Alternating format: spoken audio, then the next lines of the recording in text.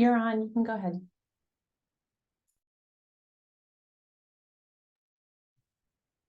Hi, everybody. Welcome. Camber, am I doing the intro or are you doing the intro, my love? Oh, hi, Chef Jessica.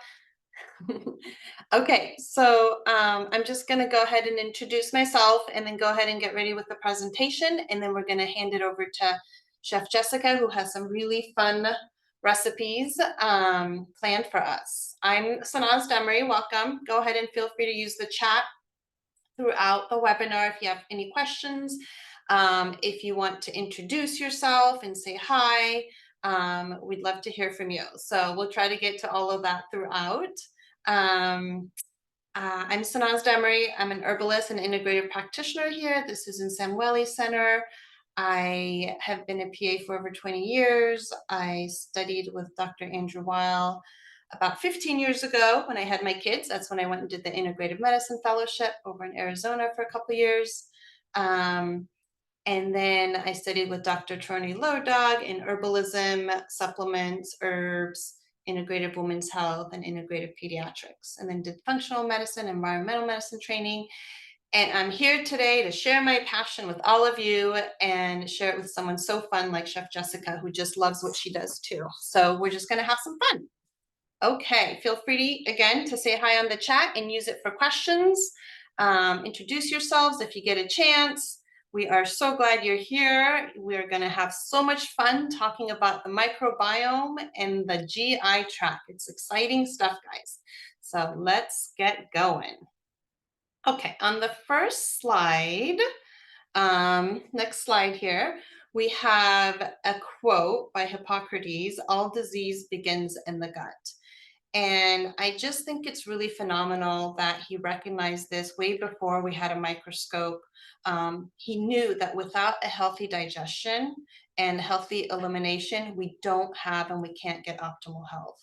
And really, since then, we've just been doing all the research and the science to kind of prove what he already knew, which is pretty phenomenal.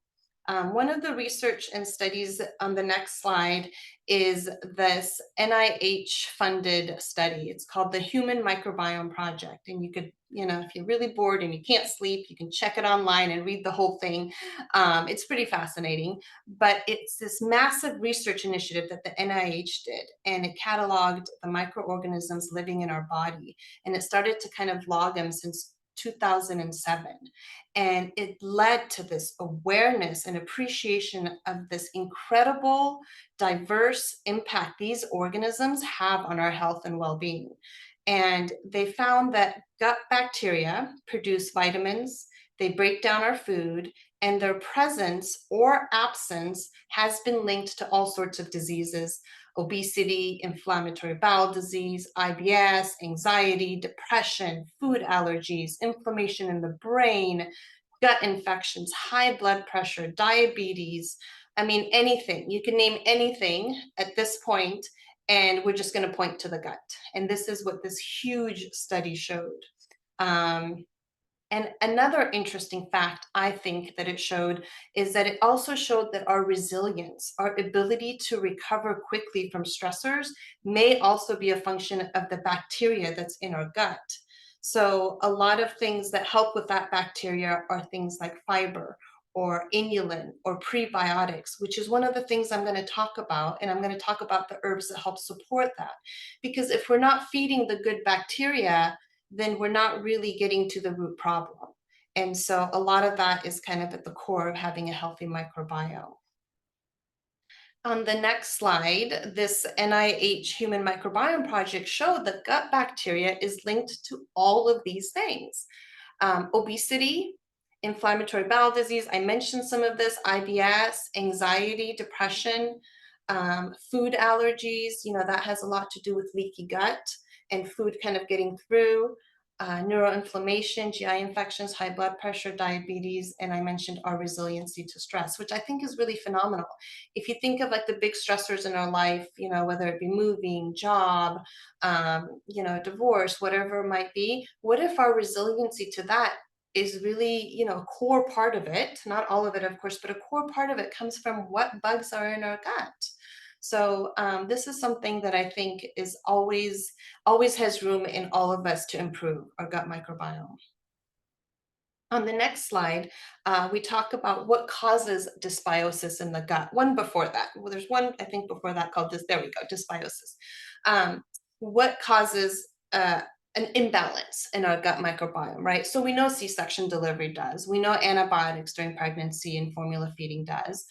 We know antibiotics do too. So that's why we put a lot of our patients on probiotics when they have to go through treatment with antibiotics. Proton pump inhibitor, or one of those class of medications that makes me, it's like that red emoji that gets red and possibly has those little like symbols in the mouth part, but those are like Nexium, the purple pill, things that reduce acid um, and also have a lot of side effects like osteopenia, increased risk of pneumonia, a lot of those things. Poor oral hygiene, we know. Low fiber diet, that's probably the biggest cause of dysbiosis in the general population, is that right there. High fructose, like high sugar, high saturated fat, that's mostly animal fat, type 2 diabetes, obesity, and psychological and physical stress. I mean, I think we all have that one. So those are things that cause an imbalance in our gut. Now, on the next slide, I put this one in for Chef Jessica because she's so good with these herbs and spices. I think she probably puts them in the majority of her dishes, if not like bathes in them at night. I don't know. She'll have to tell us more about that later.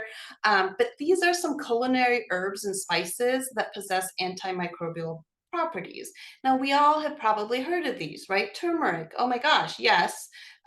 Cumin, ginger, garlic, onions, and other forms from that family. So all of these plants, what's really fascinating is they are bactericidal, which means they kill things like H. pylori, which is linked to gastric cancer, right? Turmeric specifically and especially is very effective against H. pylori. And it's, H. pylori, usually you need 3 antibiotics, a proton pump inhibitor. Sometimes you're resistant to that. But these herbs, these spices, herbs, they've been shown to not only kill H. pylori, but they've also been shown to help prevent it from the bacteria binding to the gut mucosa. So why not put these in our dishes? Why not kind of put it in our food? Food is medicine after all. So these have a lot of research showing that they do have a lot of antimicrobial properties against the bad bugs. Okay, the first herb or food is, if any of you know what this one is, go ahead and put in the chat. We might or might not have a prize for a correct winner. This one is burdock root, and I think Chef Jessica is going to really go into detail about this, but it's been used for medicinal properties for thousands of years in many parts of Europe, China, and Japan. Japan uses it a lot in their food, in their traditional herbal medicine practice known as kampo. And it's used as a diuretic to increase urination and to enhance the body's kind of detox. They did a study in 2018 and they reviewed it and rated it as one of the most common and important species and herbs used in Eastern European countries for skin. Okay. Again, all of this stuff, if you think back to the previous slide about what our gut microbiome affects, then these things make sense. Burdock root helps with the skin and it's also a really good prebiotic, right? So all of that makes sense. Native Americans here used it for rheumatism and a blood cleanser.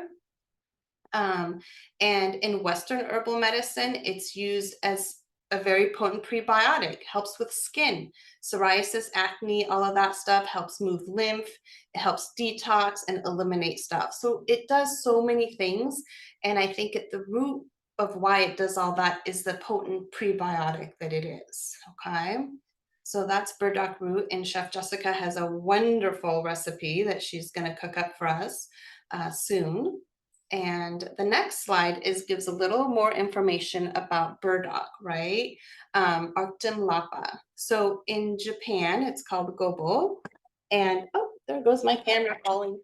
Here we go. Some minor technical difficulties. Okay. And it's a prebiotic, like I said, it's a good source of inulin, which is the prebiotic. And human clinical studies have shown that it helps with kidneys in diabetes patients. It's been shown to help lower triglycerides and LDL and increase HDL with exercise combined. Um, it's a good source of protein and calcium and phosphorus, potassium and folate.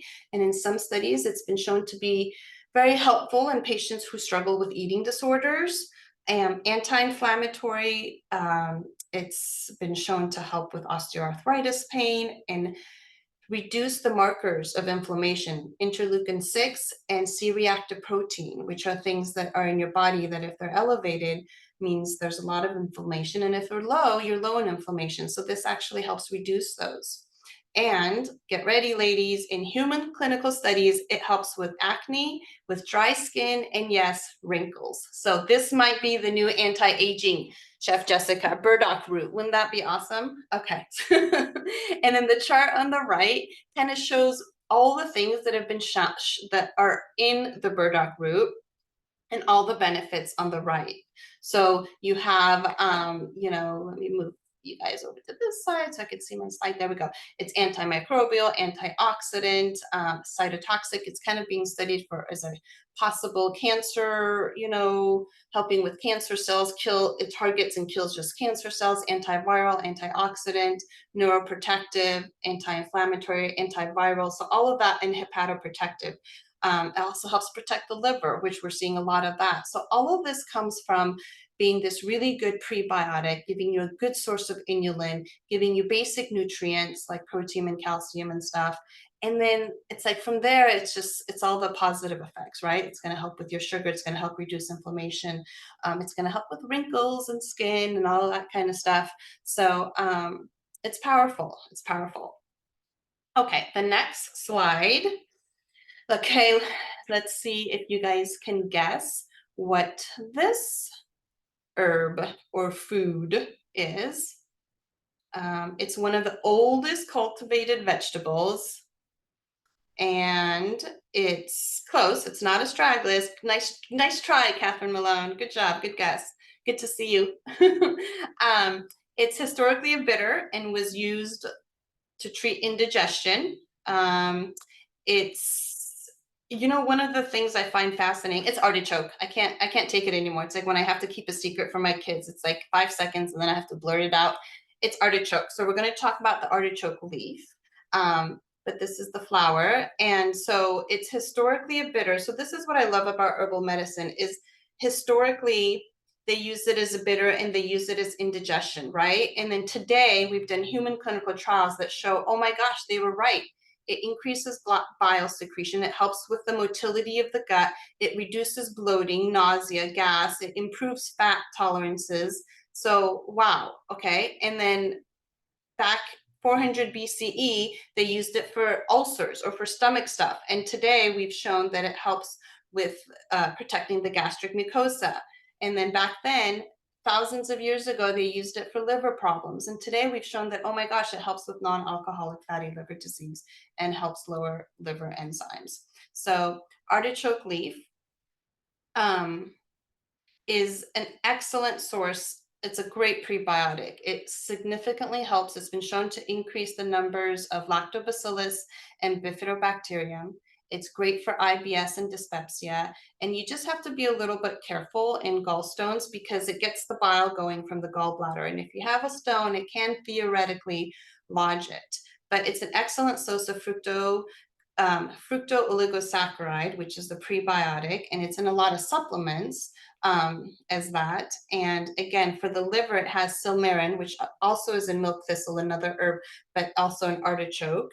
And it's often a lot of times when doctors prescribe proton pump inhibitors and all this stuff for GI, I just wonder if maybe something like artichoke leaf, which helps with indigestion, digestion, it helps the food get through, and you don't have to shut the stomach acid. Maybe it's a better alternative at kind of helping nutrients get absorbed and the digestion go a little bit smoother. So Okay, that's artichoke leaf. And then just on the next slide, as you can see, Europe and Canada are like on board. The European medical agencies says artichoke leaf preparations can be used for relief of digestion disorders such as indigestion and sensation of fullness, bloating, and flatulence. So they have approved it for this, and Health Canada has also approved it for digestive upset such as indigestion and to help increase bile flow. So one thing I want to mention is I mentioned that it's a bitter, and that's a good thing. In our culture, we don't consume or eat a lot of bitters anymore. We don't have any problem with sweets. that we're a little bit, overdoing it. But the bitter part we don't because it doesn't taste so good. But an important part of bitter is that it gets the gallbladder and it gets the bile going. So a lot of those have kind of become lazy. So it helps kind of promote these natural ways that our body has to digest the food and to prevent kind of the bloating and the indigestion. And that's exactly what artichoke leaf does. So there's one product on the next slide that I love. It's called the Galixir. It's commercially available, it's non-alcoholic, and the primary ingredient is artichoke leaf. It's delicious. So anything that's a liquid, I would recommend you to take before you eat because it kind of gets in there and gets the bile going. But then capsules you can take during or after. And I have the doses on the next slide. Standardized extracts are available. You can use 2 grams per day of the powdered artichoke leaf, 300 to 600 milligrams of the extract 3 times a day is good. Again, liquid form, take around 20 minutes before eating because you want that bitter effect. And then if taking it in the capsule, it can be taken before or after meals. It doesn't really matter that much. Okay, next slide. Oh, this is fun. Don't you feel like you're just scuba diving? Okay, this is, who wants to guess? Yay, kelp. Yeah, it's brown algae. So globally, brown algae are the most widely consumed algae and have been consumed food for over a millennium. So examples are brown microalgae include kelp, right? Giant kelp and bull kelp. So good job. So on the next slide, this is a really, oh my gosh, why do you keep falling, camera? Sorry, guys. This is a really interesting, okay, so it's, oh, come back to the previous slide. Sorry, I think we skipped, yeah. Perfect, thank you. So the prebiotic, you have, Bifidobacterium bifidum, and then you have longum, and you have lactobacilli. Those are the prebiotics in the alginates from the brown algae. Now, it inhibits growth of the harmful bacteria as well, and it improves and restores gut microbiome. So this is a really phenomenal herb we can take that not only has prebiotic, but I want to share that it's also works wonders for heartburn. After eating a meal, there's like an acid pocket that forms at the top of your stomach, right below where our stomach joins our esophagus, right? So if the lower esophageal sphincter kind of loosens, so here's the stomach, here's the lower esophageal sphincter, if that loosens, or if you have a hiatal hernia, the pocket kind of goes up, and it goes up, and then you get reflux, right? And what alginate does from brown algae is it creates like a gel. Oh my gosh, okay. It creates a gel on top, like a little foamy gel, and it prevents that little pocket from going up. So it's a really, it works really well for any kind of GERD symptoms as well. So the whole time it's creating this, little barrier so food doesn't go up, and it's giving you these 3 prebiotics, and it's inhibiting growth of harmful bacteria, and it's helping kind of restore the lining and the gut microbiome. So, and they've done studies with alginate, and they've shown that it's highly effective for relieving acid reflux and has been shown to be superior to antacids for improving GERD and just a little less effective than PPIs, proton pump inhibitors. So it's a really good alternative that not only treats GERD, right, but helps with the microbiome. So there's always a link. You're not just going to get a better microbiome without all these wonderful positive effects. You're just bound to be blessed if you improve your microbiome, whether you want to or not.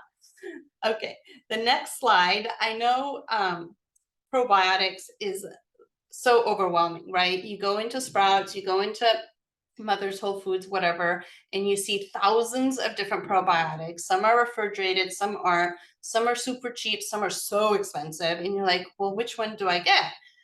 This is a really good resource for all of you. You can go online. I always recommend supplements and herbs that are third-party tested and have research behind them. That's one of my, pet peeves is you can't just be on anything. It has to be good quality and it has to be tested so we know it's safe. So you can now do the research at going on this site, and it has all the clinical trials. So you can click on women's health, you can click on pediatrics. I just took antibiotics. Which probiotic has been shown to help? I have IBS. Which probiotics show that help? So this gives you a guide on what probiotic to pick. Because really different probiotics have different effects. So we have to be specific about which one, we're going to take and what outcome we're trying to get. And then the dose too. I mean, it's meaningless to discuss dose. More is not always better. It depends on the species and the strain. So don't get fooled by, I'm going to go with the most expensive and the most strains because then I'll have it all covered. Not always the case. So here's a really good site for y'all. You can play around with it, have fun. It's really easy to use, and it's a big help. Okay, next slide. Oh my gosh, I'm almost done. So the 5 takeaways, this is just a little cheat sheet for y'all. Burdock root, we know, is a good source of inulin and nutrients. Artichoke leaf is great prebiotic. Your little website, research site. And then artichoke leaf are helpful for IBS and dyspepsia, and alginate, so good for prebiotic and helps with GERD. And then these spices. And I know it says 5, but again, I'm not really good with numbers, so I put 6 in there because I just can't stop. And this will be posted on the website as well. So in the last slide, I just want to say thank you to my mentor, Dr. Lodog, who has, been my mentor and colleague. So that's us on her ranch playing with the lots of fun herbs. So I am going to now pass it to Chef Jessica, who's going to start cooking up some really fun stuff. And I'm going to go through the chat and ask some questions. I think there's already one in there Oh, for you. And it's like the biggest question in the world, which is what's the difference between pre and probiotic? yes. So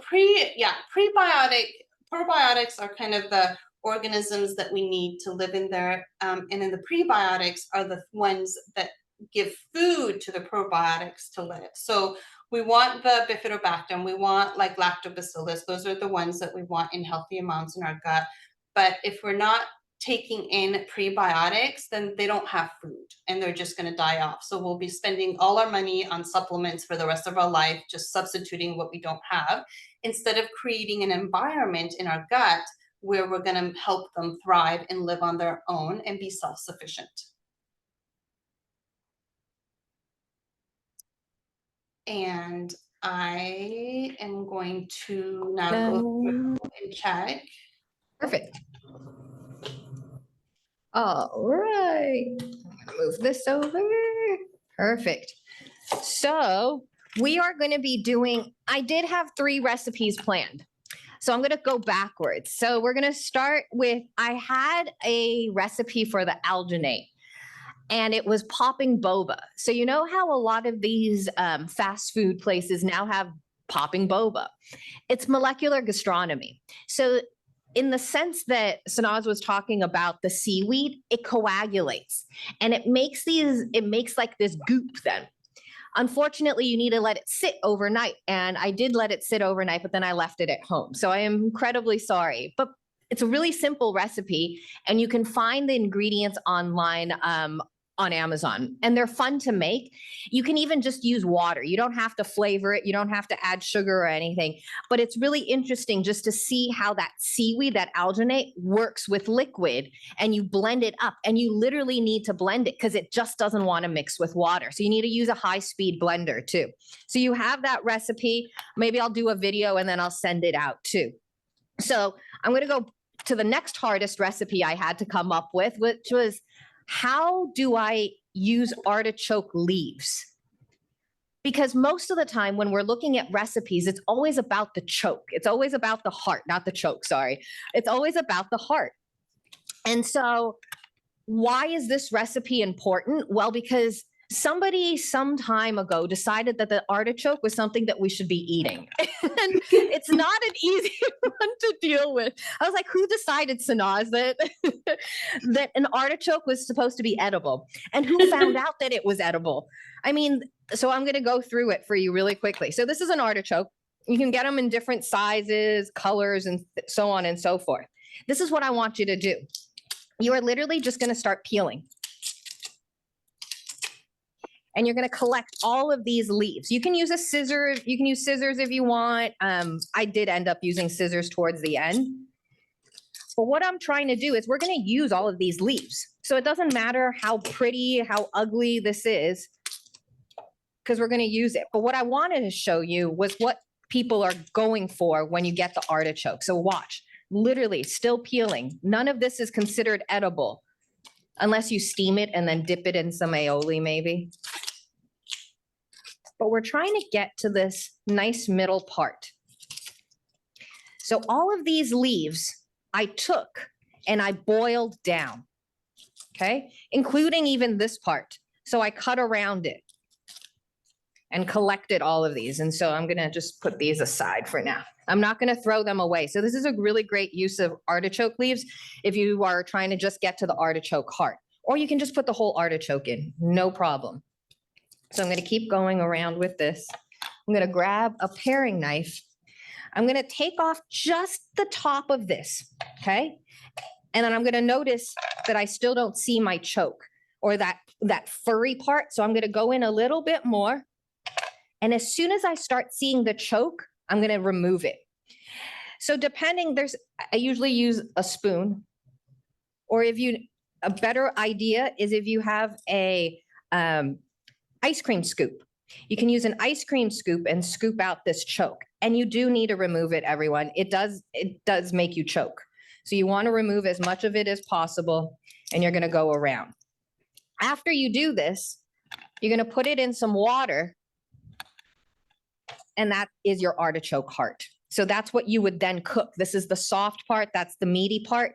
And you want to keep it in lemon water just so that it doesn't oxidize. But that's not what we're talking about today. We're talking about the actual leaf. So I took these leaves and I boiled them. You can boil them on the stove and just an hour until they're tender, or I actually put it in the Instant Pot for 30 minutes. Afterwards, they come out really hard and fibrous and annoying, and you're like, how is this even edible? You don't need a food mill, but a food mill is something that actually is quite useful when you're trying to use all your produce. So a lot of times when we're cooking, we think things are too fibrous or fibrous, and you just can't chew through it. Burdock root can end up like that. Artichoke heart too. But there's so much good nutrients on the outside of it, and a mill can help extract the pulp from the actual vegetable. So I put those leaves in there, and then I give it a good swirl. The other way you could do this is you could put it in a blender and then use a cheesecloth and squeeze it out. It is a lot of work, but it's well worth it because you're using all parts of the vegetable then. And this is like one of those things, I always try to find things for kids to do. So this is great. If you have kids, just make them do this. I love that. Put them to work. Exactly. I have somebody that says they use a melon baller, Chef Jess. Yes, that's what I meant. Not an ice cream scoop, a melon baller. That's what I meant. Thank you. So look, all of that only produces that little bit. So you do need about 6 to 8 cups of the artichoke. So we did that, and that's about 4 artichokes that I used. And then I have this beautiful pulp then. I want to show you how much was left though. So that's how much we used. And then that's what came out of it. So if you think you get a lot, this was 4 artichokes. So I was able to extract all that pulp out of it. And now I'm going to cook with it. You don't have to make soup out of it. You could add it into hummus. You could make a pasta sauce out of it. You could use it to thicken things. There's a lot of uses for it, especially if you like the flavor of artichoke. So I'm going to make a soup out of it though. And the way that I'm going to do that is I'm going to take an onion, I'm going to dice it. So I'm going to cut it in half. This is a large onion. You just want a small one. So I'm going to keep it, move things around, sorry. I'm just going to use half of it. So I'm going to peel it now. And yes, Sanaz, I think I bathe in all your aluminum family things. And so yes, onion, garlic. I knew you were soul sister. My husband always says, he's like, things don't taste right when they don't have onion and garlic.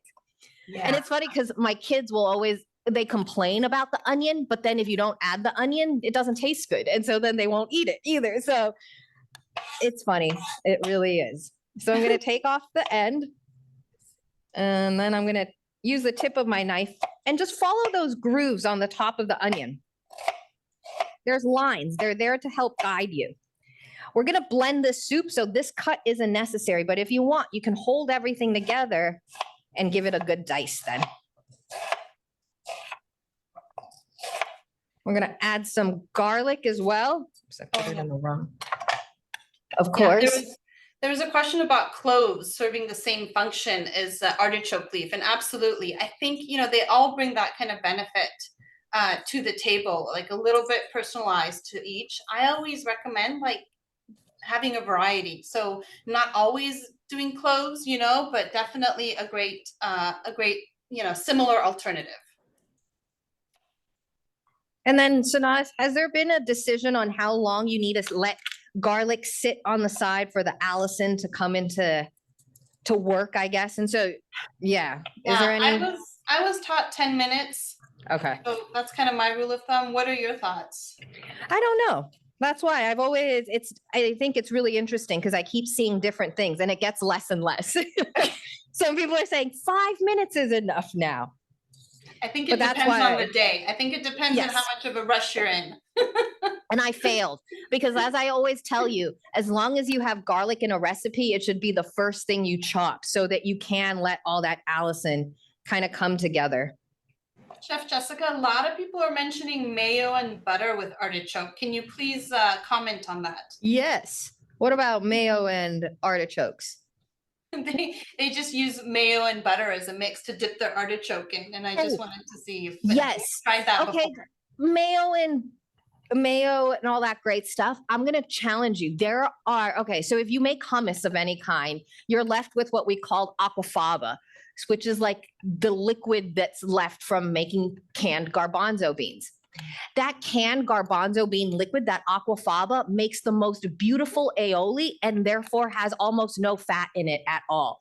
And it blends up and it's creamy and it's nice. And the other one that I like to always suggest is using silken tofu as a dip, as a substitute for mayonnaise. Both of those things work really, really well. That's so good. I think part of the problem is we just don't know. We're not aware of alternatives. And we go to the store and we see the mayo and it's familiar and boom, we grab it. But thank you for sharing that. That's so, so helpful. So let's get cooking. So now I've got a pot. I put a little bit of oil inside and I'm going to add my onions and garlic. Okay.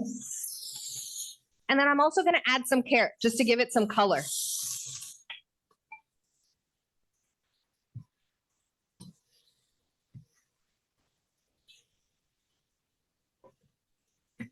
And we're going to add some cool spices into this one. So cumin, being one of my favorite spices of all time. I think there isn't a dish that I don't add cumin in as well, as long as I can stick cumin in there.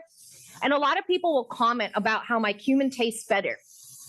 I grind my cumin probably weekly because of how much I use. So I buy the seeds, and then every time I need it, I use a coffee grinder, and then I grind them fresh. Ooh. You end up using less, and it just it's so much more refreshing of a flavor. And then the other thing, because we grow such nice herbs outside, I have some Greek oregano that I'm going to add in there as well. Fresh Greek oregano. I have camera wondering, yeah, it's a 3-to-1 ratio. So if you want dry, you're just going to use a third. of the oregano. I So have Naz, someone, what's the difference between Greek and Mexican oregano? Do you know? I don't know. I don't know. I think they probably have a little bit different in their volatile oils, but I'm gonna guess that their health benefits are probably the same. All right. Oop. And now I'm going to add my stock in. So when you're boiling your artichoke leaves, what I did was I threw in a couple onions and garlic and shallots. And that way I ended up with this nice stock, this veggie stock that I could then again use for this dish. And then I'm going to add some potatoes just to make it creamier. So that's the trick. If you don't want to add cream into your soup, add a white potato. And then I'm going to add my artichoke leaf Oh, that looks good. puree. So then that's going to simmer until the potatoes get nice and soft. So I'm going to set that aside while we talk about our burdock root. And just on a side, Chef Jessica, I was told, and maybe you could confirm this, that artichoke is one of the easiest things to grow in California. Like Yes, it'll it just is. grow, if you're not a gardener, it's perfect for you. It'll just Yep. grow pretty much on its own. And some people think they are like gorgeous, like centerpieces almost, like, and they can really highlight a garden. There's some really, really cool artichokes that you can grow out here, which makes me think we should probably grow some here too. Yeah. They take up a lot of room though. So do for take up a one lot. artichoke, it does take up room, but it's pretty. So it does grow well in California. All right, let's talk about the burdock root. So when she said burdock root, I was like, oh, yay, I get to eat burdock again. Burdock root is interesting in that in most European countries or like Europeans that use it, they don't cook it as much as they use it for maybe teas or tinctures and things like that. The biggest culture, like Sanaz was saying, that uses burdock root are the Japanese. I can't confirm this, and Sanaz, you might want to dig around for me. So Kikkoman, the Japanese soy sauce company, has a website. And on their website, it does say that burdock root contains lye. And that's the reason why they soak it. I don't know. I've always soaked it because it oxidizes really, really quickly because it's a root vegetable. So things that grow underground, like potatoes or things like burdock, they tend to oxidize. So they turn brown really, really, really quickly. So I soak it in water, but just realize burdock has a very earthy flavor. The more you soak it, the more flavor you leach into that water too. So depending, if you really like that flavor, 5 to 10 minutes of soaking right before you cook is great. If you don't like the flavor of it, then you can definitely soak it for longer. So where do you buy it? H Mart, any of your Asian markets, 99 Ranch. The best ones that I find though are Tokyo Lobby and then Mitsuwa. When you buy it, what you want to make sure is that there aren't a lot of roots growing. So see these little guys? Down here is fine because that's where it grew. But you want it to be firm, okay? And you don't want too many of those roots growing out. This is how long they are though. They're very, very large. So I already took care of one. You're going to take a knife. Oops, I have some garlic on here still. You could use the back, use the back of your knife and scrape. Okay. If you have a fresh burdock that just was picked and so on and so forth, you can just take it to the sink and take a scrub and scrub it right off. These have been sitting around a little bit longer, so you do want to scrape off the outside. There's nothing wrong with it. It's just a little dirt, and it provides flavor. So you don't want to remove too much of it either. What I don't want you to do is take a peeler to it. And that's it. Okay. Pick that up and throw that away. Now you have a choice. You can play Death Trap with the mandolin, which I was trying to do this morning. And Behringer is the brand, a Japanese brand that makes a pretty decent mandolin, but they're just scary still. So I still wear a cut glove, even though I still won't put my hand near it. I'm still going to cut myself. So you can take a mandolin and then it'll shred it for you. Or you can practice your knife skills. Take each piece. Remember, it's very fibrous. I've never known how to say that correctly. When that happens, I want you to saw almost. I don't want you to just chop down. Give it some kind of movement before you go in so it has something to grab onto almost. So I'm going to make sticks out of this. And that's exactly what I did with my carrots too. So we're going to add carrots in here just for a little bit of color and sweetness. Chef Jessica, I have somebody that's a little bit daunted. She says sometimes certain ingredients need to be chopped or cooked a certain way to reap the health benefits, and it can make cooking pretty daunting. Do you, Chef, have any suggestions on where to find like simple tips on food preparations that's not so intimidating? Yes. You can reach out to me if you want to start somewhere. But I think that it becomes overwhelming because, so one of the things I like to say about food is that we all try to eat healthy, but the last thing I want you to do is stress yourself out about eating healthy, that you end up with another illness, because stress is sometimes worse than dealing with this kind of stuff. I tend to show recipes that are a little bit more unique just for the people who want to try something new. Yeah. So if you're not adventurous yet, there's nothing wrong with it.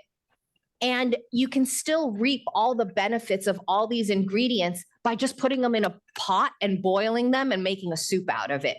I just like playing around with a lot of things just to make them fun. And so feel free to reach out to me. Some of the best websites that I like for like real instruction about what things work and why things work.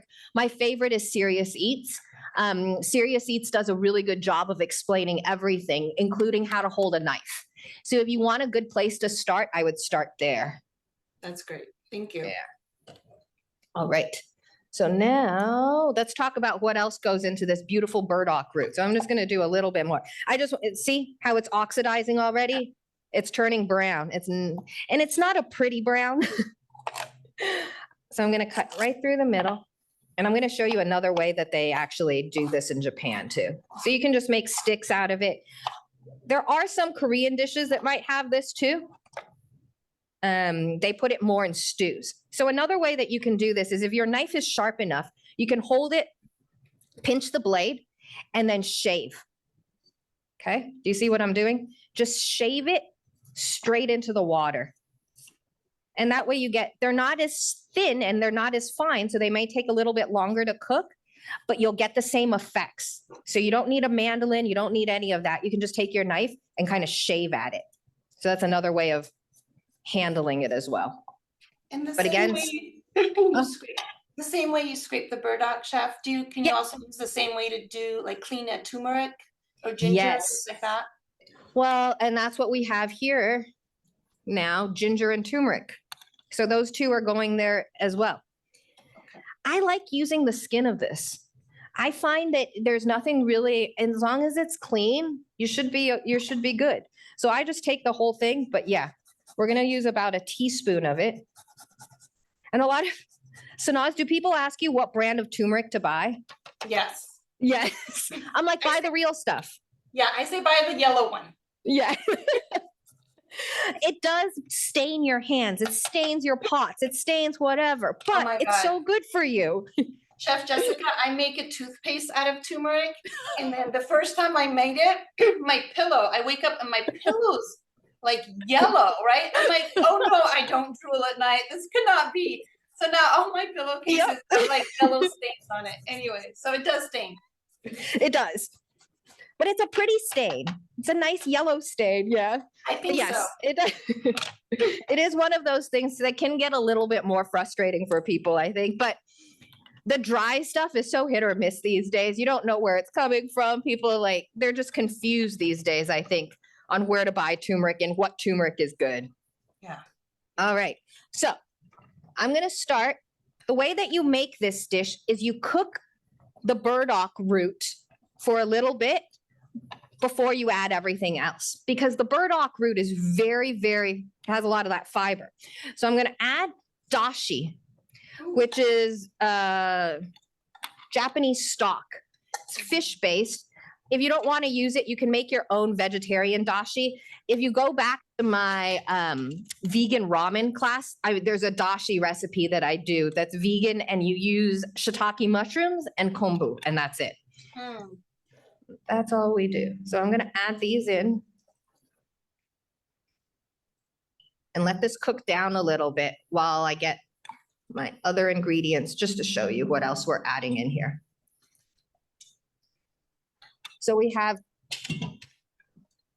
sesame oil, black sesame oil, soy sauce, sugar, mirin, garlic, and carrots. So why black sesame? I'm going to add the black sesame in here right now. And black sesame has a tendency to be, to not have the bitterness that the regular sesame oil has. And so regular sesame oil does not like to be heated up too high. Doesn't like to be heated up at all, actually. It's a finishing oil. Black sesame oil is different because it doesn't mind getting heated up. And you can also saute with it. So I'm going to add that in here. And this is all just going to cook down until the burdock is nice and soft. Now, what do we always have to add when we add turmeric? $1 million question. Yes. So we got to add. I know we should have like a contest for these now, I feel like. Yes. Yeah, we should have questions since you've all been watching for a while now. We should have microbiome tests. Yeah. So we're going to add that. And that's it. So I'm going to let that sit for a little bit. I'm going to add my other seasoning. Sorry. So I'm going to add my mirin, my soy sauce, and a little bit of sugar. Not all of it. I mean, I didn't measure it exactly, but you have the recipe. Mirin has sugar in it. Japanese recipes tend to just be a little bit sweeter naturally. So if you don't want to add the sugar and the mirin, you don't need to, but it helps cut down on kind of the earthiness from both the turmeric and the gobo or the burdock. So that's going to cook. All right. I think our soup is almost there. So if you think about it, it's a nice creamy, it'll be a nice creamy soup. And if you have an immersion blender, all you would need is that. So I'm going to move this.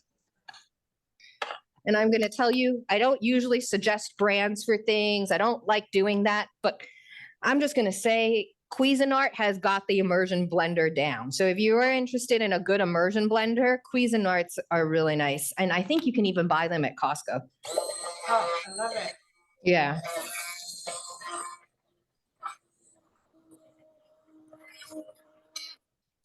Hey, Chef, how long did it take you to prep all of this stuff? Like just to put it in a time frame if people want to do this again. How long?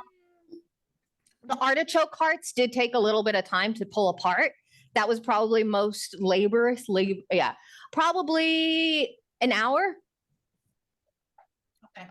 So there's, okay, another suggestion for the burdock root, box grater. So you can just use a box grater and grate it. And then the artichoke hearts, you can just put the whole artichoke, just randomly chop it. Make sure you take out the choke part and just go for it.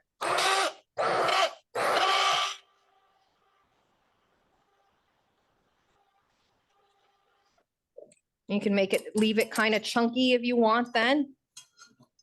And then you can, I like to serve soups with yogurt. So if you want, I like to put something like this with a dollop of yogurt, just to end up making it that little extra creaminess, give it that extra flavor. I love it. Extra probiotics. Yes. And now that this is softened up, I'm going to add my carrots.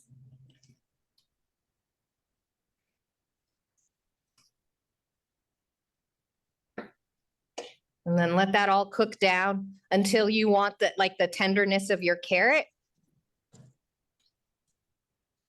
You can serve this cold, you can serve this hot, you can serve this warm, you can serve this at any temperature that you want. And I guarantee you it tastes good just any way that you do. And then if you want, you can garnish it with a little bit of sesame seeds too. And that's it. Any questions? Let's see. Any more? Do the probiotics stay live or active once they're heated? Oh, that's a good one. Okay, I'm gonna start with, I'm gonna say something, and then Sanaz, you can give. A lot of people ask us about sour cream and yogurt, and why is sour cream got such a bad rap versus yogurt that gets such a good rap? Sour cream is pasteurized. And so it's extreme heat. So you do make it in a similar fashion to yogurt, but then it's super uber pasteurized. And so I believe that it removes most of the healthy benefits. And so Sanaz, Yes, I agree with that. I don't, okay. I think high heat or ultra pasteurized is probably going to kind of kill most of the good stuff. One of the other ones that you'll sometimes see is miso. So the Japanese do use a lot of like fermented foods, and miso, if you read very, very traditional recipes, tell you never to add it straight into something hot. They always tell you to put it into a bowl of hot liquid, mix it up, and then pour it back in, but don't let it boil. Yes. And it's always been said that it's because you don't want to boil out the good properties of that miso. Yeah, and I have some patients, Chef, that think all good probiotics have to be refrigerated, and that's also not true. There's a lot of shelf-stable probiotics like Cultural that always pass and are good. So it's not always, probiotics don't always have to be refrigerated to be good. Do you suggest people switch them up every once in a while too? I do. Okay. I do. Yeah, That's what I was like, oh yeah, should you switch up the brands and the types and things like that too? Yeah. I do. In the beginning of my practice, I wasn't. And then I just saw patients were they weren't reaping the benefits, and to be on one doesn't really make sense. Like there's not just one organism in our gut. So yeah, I do. Cool. All right. Well, thank you everyone for joining in. And we will see you next time. Thank you, It will everybody. be available. Yeah, thank you. Any other questions or comments, feel free to post. I think this is going to be all online, and there's another one coming in a month. So Stay tuned. And I think that's it. Anything else, let us know. It was nice having you guys. Hope you guys took away at least a couple things from today that you can implement into your daily lives. Stay healthy, and thank you. Bye. Bye.